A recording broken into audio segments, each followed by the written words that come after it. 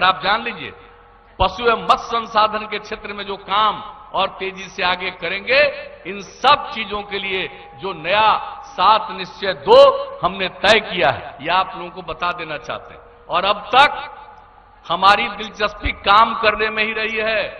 और एक बात हम बता देंगे, समाज सुधार में भी काम, हर जगह काम किया है, लेकिन ये बात जान लीजिए, आदमी का स्वभाव होता है कुछ न कुछ बायां दायां करने वाला होता ही है।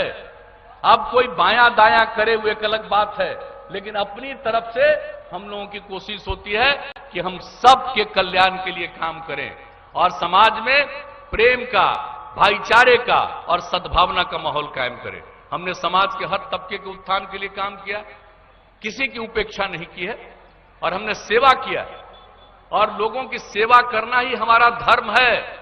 हम तो इतने दिनों से सेवा कर रहे हैं, अब आपके पास फिर मौका आया, आप अगर मौका देंगे हम तो फिर सेवा करेंगे। लेकिन कुछ लोग हैं भाई जिनको सेवा वगैरह से मतलब नहीं है, उनको अपने लिए मेवा चाहिए, उसी में लोगों की, बहुतों की दिलचस्पी रहती है और हम तो सेवा में दिलचस्पी रखते हैं।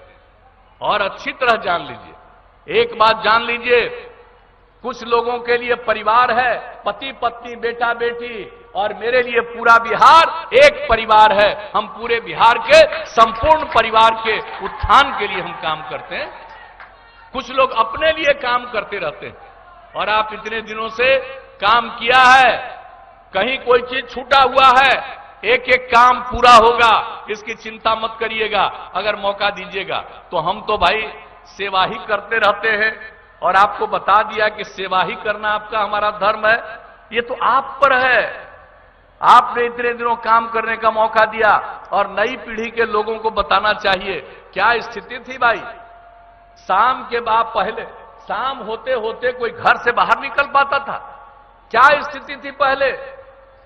किस तरह का माहौल था? आज हम लोगों ने किस तरह का माहौल इकट्ठा किया, तो एक एक काम किया है।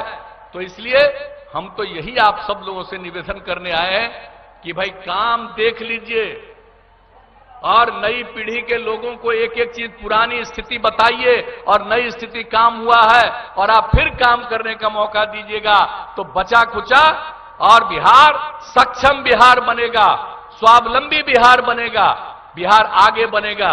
और आप लोगों को मैं इतना ही बता करके अपनी बात को समाप्त करूंगा कि बिहार की जो आमदनी का दर जो बढ़ता जा रहा है, वो अपने देश के सबसे अधिक ज्यादा बेहतर ढंग से बढ़ता चला जा रहा है। ये लोगों को ठीक ढंग से मालूम नहीं है। हमारी तो घनी आबादी है, इलाका तो सीमित रहेगा, लेकिन आबादी तो बहुत ज्यादा बढ़ी है। लेकिन इसके बाद भी 20% से ज्यादा आबादी बढ़ी जब से काम करने का मौका मिला। हमने तो एक एक काम किया।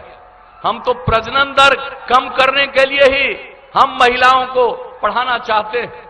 और आपको मालूम है, जब हमारी लड़कियां भी पढ़ लेंगी तो ये जो स्थिति आएगी कि आज जो बिहार का प्रजनन दर है वो बहुत नीचे जाएगा और आगे भी विकास के लिए, और जितनी तेजी से हम लोगों का विकास हो रहा है, प्रति व्यक्ति आय में वृद्धि हो रही है, पूरे बिहार की आमदनी में वृद्धि हो रही है, ये सब में और बेहतर स्थिति आएगी।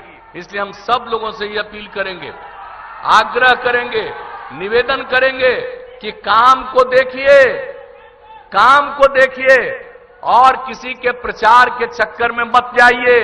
अगर काम को देखने के बजाय किसी के प्रचार के चक्कर में गए तो उनकी तो आमदनी बढ़वा दीजिएगा और अपनी आमदनी को पूरे पहले की तरह ही नीचे करवा लीजिएगा। यह अच्छी तरह आप लोग जान लीजिए, सोचना आपको है और मालिक आप हैं, जनता मालिक है, हम मालिक नहीं है, हम सेवक हैं।